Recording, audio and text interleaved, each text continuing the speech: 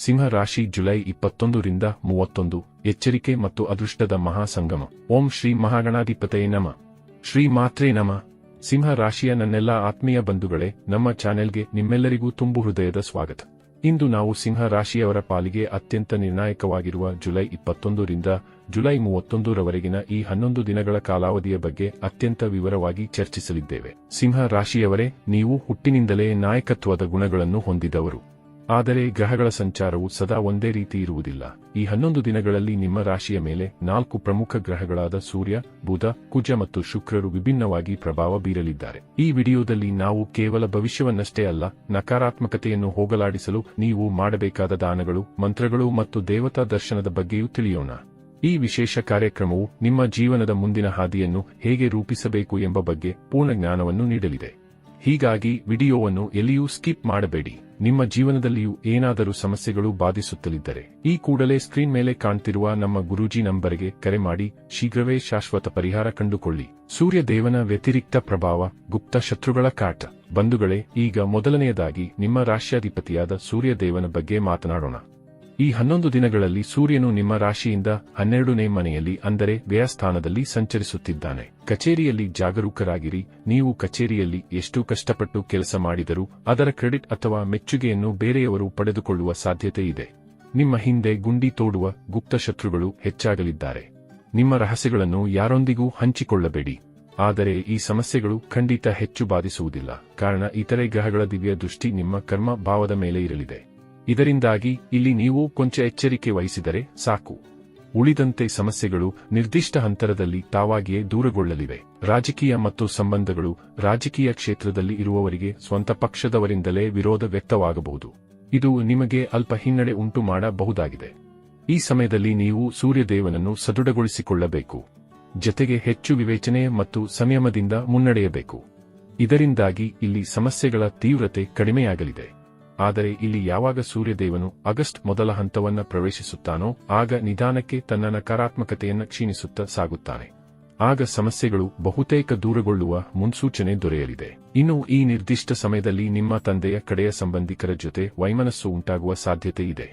ಇಲ್ಲಿ ಅಹಂಭಾವದ ಕಾರಣ ಸಂಬಂಧಗಳು ಕೊಂಚ ಅತಿರೇಕದ ನಡೆಯನ್ನ ಅನುಸರಿಸಬಹುದಾಗಿದೆ. ಹೀಗಾಗಿ ಇಲ್ಲಿ ಸಮಯ ವಿರೋಧಾಭಾಸದಿಂದ ಕೂಡಿರುವ ಕಾರಣ ನೀವು ಹೆಚ್ಚು ಶಾಂತವಾಗಿ ಪರಿಸ್ಥಿತಿಯನ್ನ ಎದುರಿಸಬೇಕು. ಆರೋಗ್ಯ ಮತ್ತು ಕೃಷಿ ಕ್ಷೇತ್ರದಲ್ಲಿ ಎಷ್ಟು ಶ್ರಮ ಪಟ್ಟರೂ ಪ್ರತಿಫಲ ಕಡಿಮೆ ಇರಬಹುದು. ಆರೋಗ್ಯದ ಬಗ್ಗೆ ನಿರ್ಲಕ್ಷ್ಯ ಬೇಡ. ಪರಿಹಾರಗಳು. ಈ ನಕಾರಾತ್ಮಕತೆಯನ್ನು ಹೋಗಲಾಡಿಸಲು ಪ್ರತಿದಿನ ಆದಿತ್ಯ ಹೃದಯಂ ಅಥವಾ ಸೂರ್ಯಾಷ್ಟಕ ಪಠಿಸಿ. ತಾಮ್ರದ ಚೊಂಬಿನಲ್ಲಿ ನೀರು ತೆಗೆದುಕೊಂಡು ಅದಕ್ಕೆ ಕೆಂಪು ಹೂವುಗಳನ್ನು ಹಾಕಿ ಸೂರ್ಯನಿಗೆ ಅರ್ಘ್ಯ ನೀಡಿ.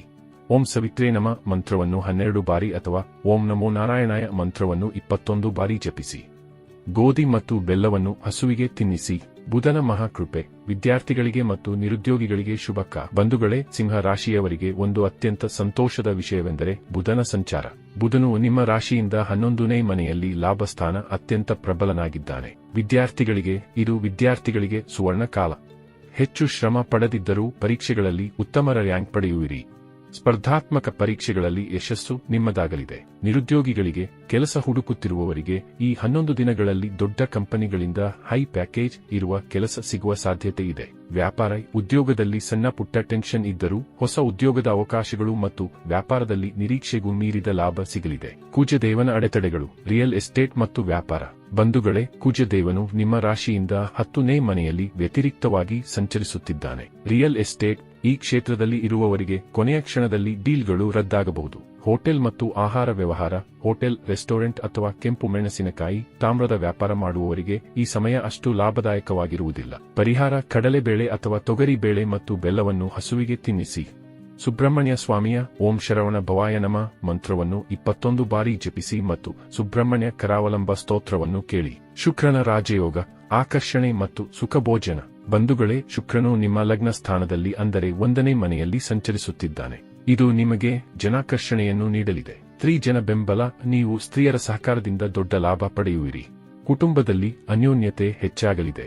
ಐಷಾರಾಮಿ ಜೀವನ. ಮನೆಗೆ ಬೇಕಾದ ಅಲಂಕಾರಿಕ ವಸ್ತುಗಳನ್ನು ಖರೀದಿಸುವಿರಿ.